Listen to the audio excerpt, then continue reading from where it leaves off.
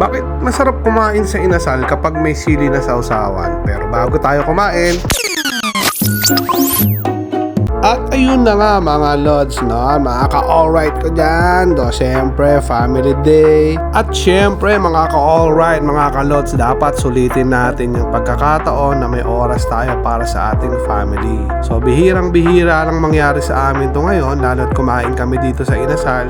Na-miss din namin kumain sa inasal kasi sabi ko nga, dahil nga busy tayo sa trabaho, ang oras natin ay nauubos sa trabaho. So, lalo na't ngayon may parating tayong baby, nakafocus ako paano tayo kikita at makapagtabi ng konting halaga para sa panganganak ni Mrs. at makaipon ng mga gagamitin ng bata paglabas niya. At syempre, hindi rin natin kinakalimutan yung dalawa nating anak. Syempre, although malalaki na sila, kailangan pa rin natin silang suportahan sa mga pangangailangan nila. Unang-una, lumaki din ako sa isang family na hindi maganda ang pinagdaanan. So, yung mga bagay na pinagdaanan ko noon, pipilitin ko at sisikapin kong hindi mangyayari sa family ko at sa mga anak ko.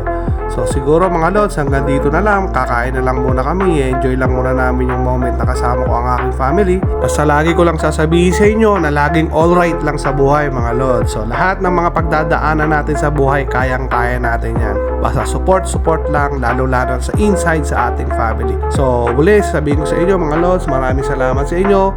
Keep safe, God bless po sa inyo.